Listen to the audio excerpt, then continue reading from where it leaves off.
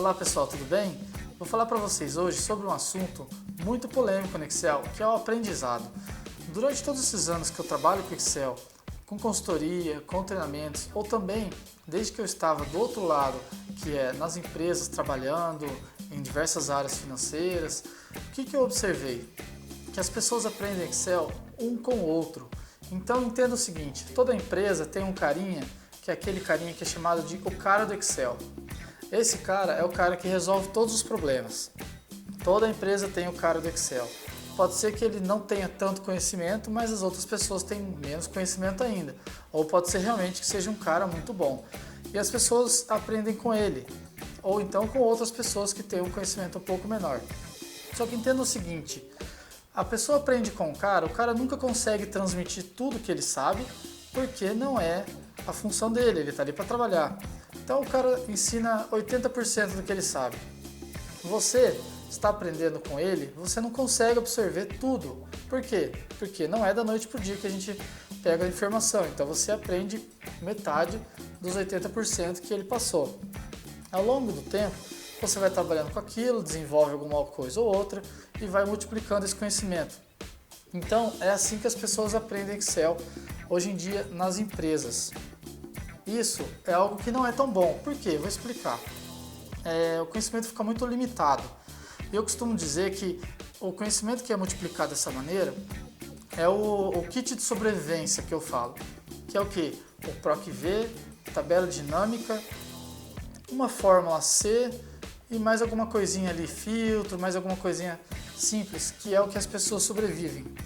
Sem isso, elas não sobrevivem nas empresas.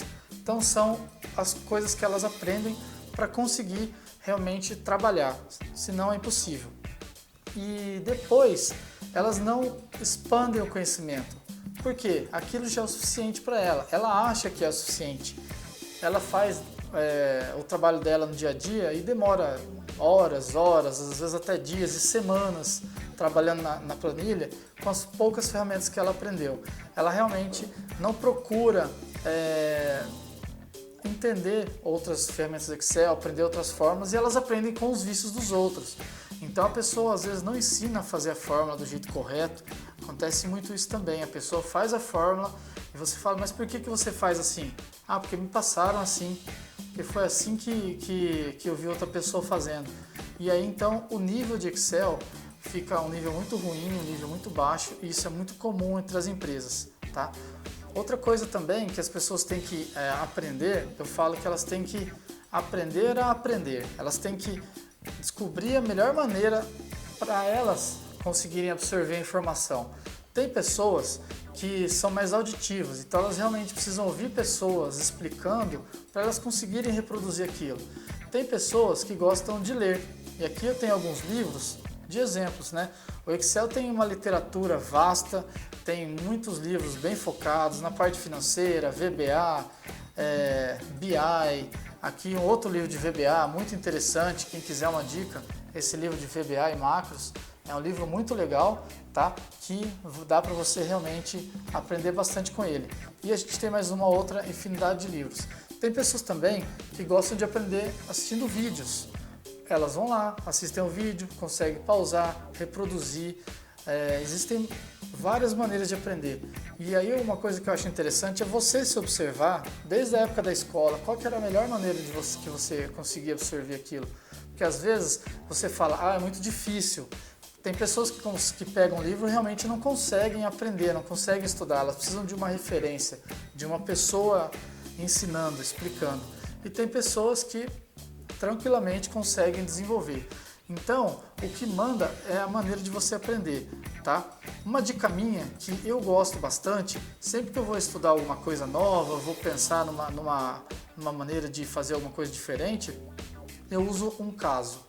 Então, se eu quero aprender Excel, eu não conheço nada de Excel, eu vou estudar um pouquinho o básico ali, né, de fórmulas, e aí eu particularmente gosto de livros, e depois eu vou fazer o seguinte, eu vou estudar baseado num caso. Então, eu vou desenvolver um controle financeiro. E aí eu pego esse controle financeiro e falo do começo ao fim, o que eu preciso fazer?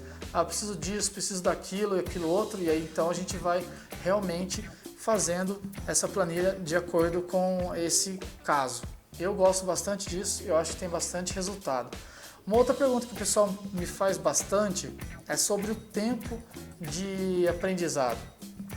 Já chegaram para mim e falaram assim, quanto tempo eu vou conseguir chegar no seu nível? Eu falo, depende. Depende se você vai estudar do jeito correto para você, não existe um jeito correto para todos, e depende do tempo que você vai dedicar para isso.